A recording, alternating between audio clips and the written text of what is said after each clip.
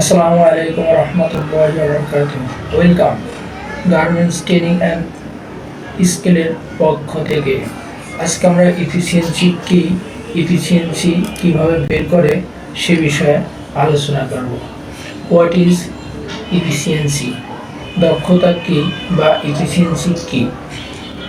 Efficiency মানে হলো দক্ষতা বা কর্মদক্ষতা। ইফিসিয়েন্সি বলতে কোনো কাজ করার কম সময়, কম শক্তি, কম অর্থ ও কম উপকরণ ব্যবহার করে সর্বোচ্চ ফলাফল অর্জন করার ক্ষমতাকে বোঝায়। সহজ ভাষায় অপচয় বাদ দিয়ে ভালোভাবে ও সফলভাবে কোনো কাজ সম্পন্ন করাই হলো ইফিসিয়েন্সি বা কর্মদক্ষতা। অর্থাৎ কম সময়ে কম অপচয় করে বেশি কাজ বা উৎপাদন করার ক্ষমতা।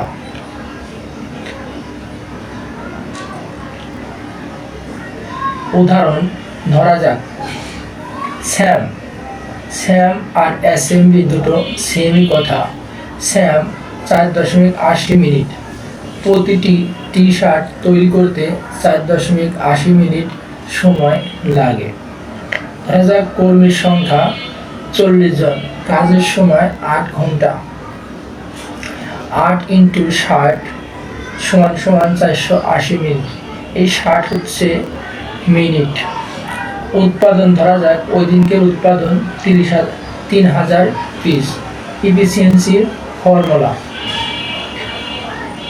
ফর্মুলাটা এভাবে হবে: total output minute total input minute সমান ইফিসিয়েন্সি টুডে প্রোডাকশন। আপনি টুডে কত প্রোডাকশন করছেন প্রতিদিন? তা হতে পারে একটি লাইনের, একটি সেকশনের, একটি ফ্লোরের বা পুরা আপনার বিল্ডিংয়ের 5টা 10টা লাইন থাকতে পারে। তাহলে টোটাল প্রোডাকশন হচ্ছে এখানে আসবে। তারপর হচ্ছে গুণ অ্যাসেম্বলি হচ্ছে স্ট্যান্ডার্ড মিনিট ভ্যালু। আপনি যে কাজটা করতেছেন তার কতটুকু সময় কাজটা কমপ্লিট করা যায় সেটার মোট টাইমটাই হচ্ছে অ্যাসেম্বলি। নিচে হবে ডিভাইডেড বাই টোটাল ওয়ার্কার। ওই সেকশনে বা ওই লাইনে কতজন ওয়ার্কার আছে, টোটাল ওয়ার্কিং আওয়ার মানে কত ঘন্টা চলতেছে লাইনটা, 8 ঘন্টা, 10 ঘন্টা না 12 ঘন্টা, সেই ওয়ার্কিং আওয়ার গুণ 60 আমরা ঘন্টাকে মিনিটে কনভার্ট করব, এই জন্য এইটা হচ্ছিল 60 মিনিট। আর পার্সেন্টেজ বের করতে হলে শতকরায় ব্যবহার করতে হয়, এই জন্য 100%। অ্যান্ড সমান ইফিসিয়েন্সি। তাহলে আমাদের প্রোডাকশন ছিল কত ওই দিনের? আমাদের একদিনের প্রোডাকশন হচ্ছে 3000 পিস। আমরা যে গার্মেন্টসটা তৈরি করতেছি তার অ্যাসেম্বলি আছে 4.80। একটা গার্মেন্টসের অ্যাসেম্বলি হচ্ছে 4.80 ডিভাইডেড। আমাদের কর্মীর সংখ্যা ছিল কতজন? 40 জন। আমাদের কর্মীর সংখ্যা কতজন? 40 জন। আমরা কত ঘন্টা লাইন চালাইছি? 8 ঘন্টা। 8 গুণ 8 আর 60 ঘন্টারে মিনিটে কনভার্ট করতে গেলে করে এই মিনিটের সাথে ঘন্টারে গুণ দিতে হবে। সমান ইফিসিয়েন্সি। তাহলে 3000 গুণ 4.80 গুণ করলে মাল্টিপ্লাই করলে আপনার 14,400 হয়। আর নিচে 40 গুণ 8 গুণ 60, এই তিনটার গুণ করলে আপনার হয় 19,200। এখন এই ছোট বড় সংখ্যা দিয়ে ভাগ দেবো না, আমরা ছোট সংখ্যাকে বড় সংখ্যা দিয়ে ভাগ দেবো। তার মানে আগে ছোট সংখ্যা লিখে তারপরে বড় সংখ্যা লিখবো, তাহলে সমান 0.75 হবে। এখন এই 0.75 ইফিসিয়েন্সি। এখন এই 0.75 সাথে 100% গুণ দিলে পারে আপনার 75% ইফিসিয়েন্সি হবে। তাহলে ওই লাইনের ইফিসিয়েন্সি কত হলো? 75% ইফিসিয়েন্সি। ইফিসিয়েন্সি কেন গুরুত্বপূর্ণ এটা জানা খুবই দরকার। কারণ কেন আপনি ইফিসিয়েন্সি বের করবেন, এটার কারণ কি বা এটা কি জন্য এর পিছনে আমরা কাজ করব, অবশ্যই এর কারণ থাকা দরকার। তাহলে উৎপাদন বাড়ায়। ব্যাখ্যা: ইফিসিয়েন্সি বেশি মানে অল্প সময়ে বেশি কাজ, ফলে প্রোডাকশন বাড়ে, সময় বাঁচে। যেহেতু দক্ষভাবে কাজ হয় তাই তাই সময় অপচয় কম হয়। খরচ কমে, সময় ও শ্রমের অপচয় কমে যায়, প্রতি ইউনিটে খরচও কমে যায়। লাভ বা প্রফিট বাড়ে, কম খরচে বেশি প্রোডাকশন হলে মুনাফা বা প্রফিট স্বাভাবিকভাবেই বাড়ে। কর্মীদের পারফরমেন্স মূল্যায়ন করা, এফিসিয়েন্সি দিয়ে বোঝা যায় কে কেমন কাজ করছে। ইনসেন্টিভ বা বোনাস নির্ধারণের সহায়তা করে।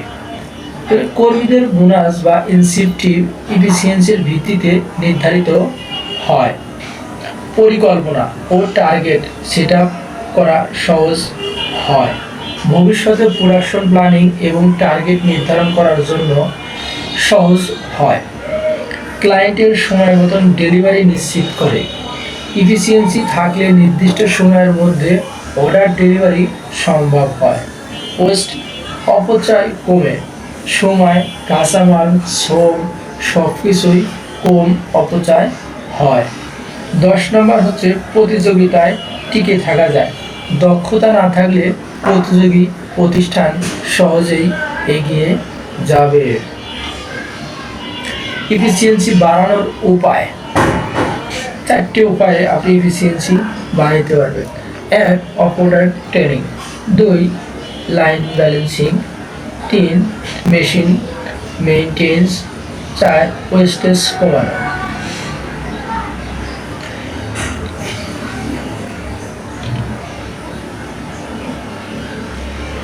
এফিসিয়েন্সি এখানে একটু বলে রাখি, আপনাদের যদি ভিডিওটি ভালো লাগে তাহলে আমাদের চ্যানেলটি সাবস্ক্রাইব করে রাখবেন, তাহলে আমরা পরবর্তীতে এই ধরনের আরও ভিডিও আপলোড করব, যাতে আপনাদের দ্রুত পেতে পারেন। এরপরে আমরা লাইন ব্যালেন্সিং কীভাবে করে, লাইন ব্যালেন্সিং উপকারিতা কী, লাইন ব্যালেন্স করলে কি হয়, সব বিষয়ে আমরা আলোচনা করব।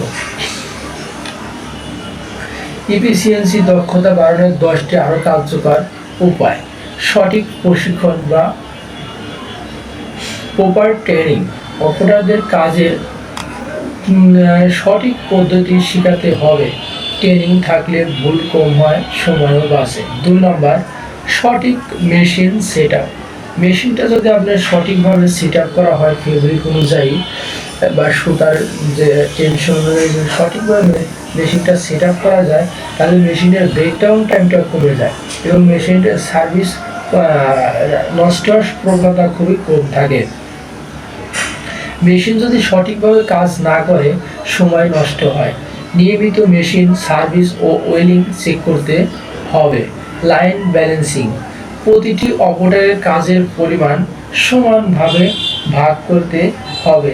কেউ যেন বসে না থাকে, কেউ যেন ওভারলোড না হয়। 4 নম্বর, স্ট্যান্ডার্ড ওয়ার্ক পদ্ধতি, প্রতিটি কাজের জন্য সেরা বা বেস্ট পদ্ধতি নির্ধারণ করতে হবে। সবাই একইভাবে কাজ করলে গতি বাড়ে ও মান সঠিক থাকে। 5 নম্বর, ওয়ার্ক স্টেশন বা অর্গানাইজেশন, কাঁচি, বোতাম, পিস, থ্রেড সব সহজেই হাতের কাছে থাকলে সময় কম লাগে। সেক্ষেত্রে আপনারা 5S সিস্টেমটাকে ফলো করতে পারেন। 5S system: short, set, shine, standardise, sustain অনুসরণ করুন। আর 4টি উপায় আছে এখানে। উপযুক্ত সুপারভিশন, সুপারভাইজার বা লাইনশিপ যদি সময় মতো গাইড করেন কাজের গতি বাড়ে। 7 নম্বর, উৎসাহ বা ইনসেন্টিভ, ভালো পারফরমেন্সের জন্য বোনাস বা ইনসেন্টিভ দিলে অপারেটররা উৎসাহিত হয়। এতে টিমের মনোবল ও কাজ আগ্রহ বাড়ে। 8 নম্বর, বর্জ্য ও রিওয়ার্ড কমানো, এটা খুবই খারাপ জিনিস। রিওয়ার্ড রিওয়ার্কটা যত বাড়বে তত ইফিসিয়েন্সি আপনার কমে যাবে। সেজন্য এটাকে অ্যাভয়েড করতে হবে সবসময়। ভুল কম হলে সময় ও কাপড়ের দুটোই বাঁচে। প্রথমবারের কাজ সঠিকভাবে শেষ করার অভ্যাস গড়ে তুলতে হবে। 9 নম্বর, সময় ব্যবস্থাপনা, time management. Break, set up, change over time কমাতে হবে। উৎপাদন সময় যত বেশি থাকবে ইফিসিয়েন্সি তত বাড়বে। 10 নম্বর, নিয়মিত পারফরমেন্স বিশ্লেষণ। প্রতিটি ইফিসিয়েন্সি রিপোর্ট তৈরি করুন, কে কোথায় পিছিয়ে আছে দেখে সাপোর্ট দিন। আমাদের এই ভিডিওটি আপনাদের